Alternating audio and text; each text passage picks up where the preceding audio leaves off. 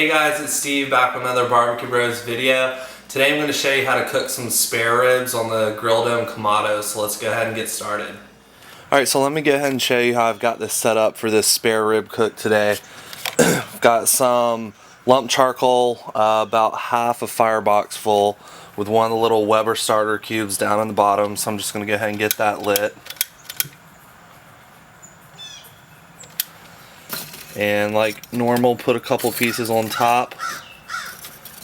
And then I've got some peach and pecan wood that we're going to be using.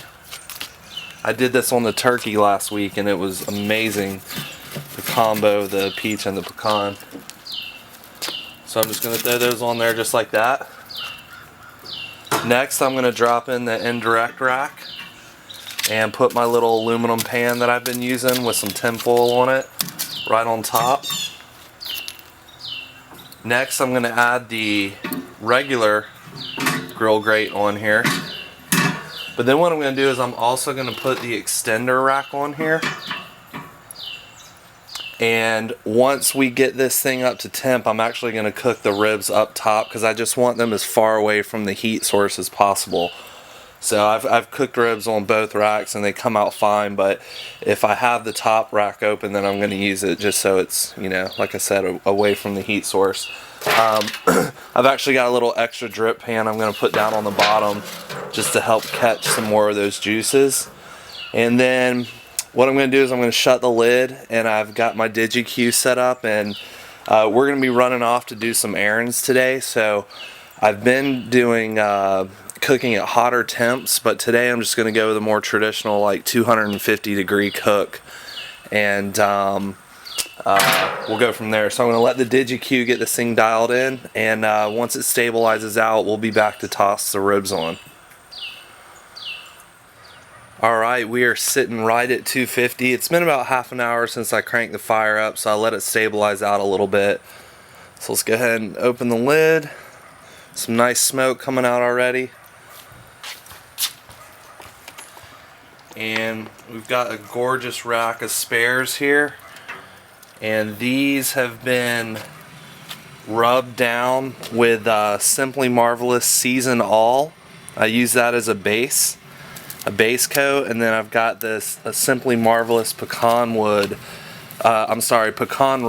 on top of that. So a lot of good flavor is going to be coming back off of these. So we're going to go ahead and shoot for about 2.5–3 hours on this first part, and then we'll check back soon. Alright, so it's been 3 hours, and what we're going to do is go ahead and pull these spares and get them foiled with some apple juice. And these are looking absolutely amazing. You can see that there, just gorgeous color already. And we're going to flip them upside down just like that, because we want the meat side to kind of sit and just baste in this apple juice that we're about to put in here. So all I'm going to do is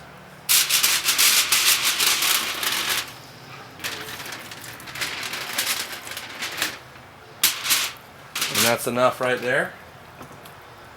And then we're just going to take this top half and wrap it up like this.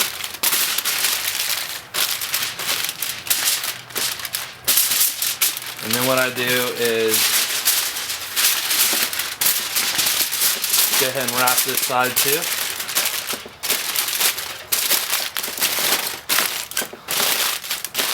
Just like this, so we have a nice seal. And we're just going to take this and throw it back on the Kamado. And we're going to give that about 1.5 to 2 hours, and then we'll pick back up.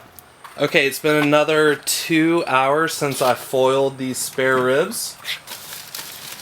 So we're going to go ahead and take them out and get them out of the foil and let them cook for probably about another 45 minutes to an hour. So you can already see they've pulled back from the bone nicely there.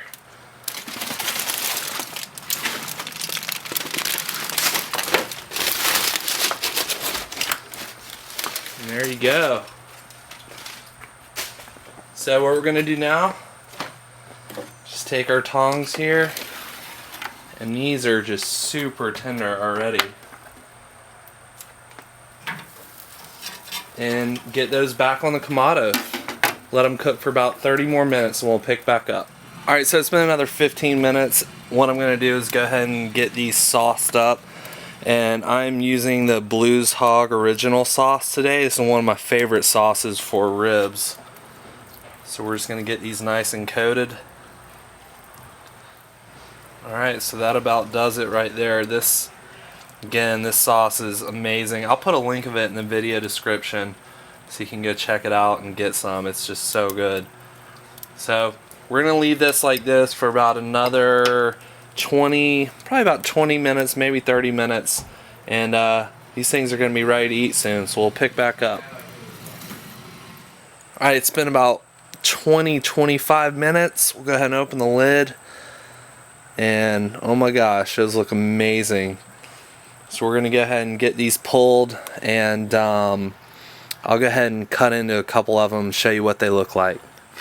Alright, here we go. So I just cut into one of these. It's just, this knife is slicing through these like butter. Look how tender those are. Nice little smoke ring up here on the top. And man, those just look amazing. So go ahead and look at one more right here. See how easy it's cutting through those. Man, this looks awesome.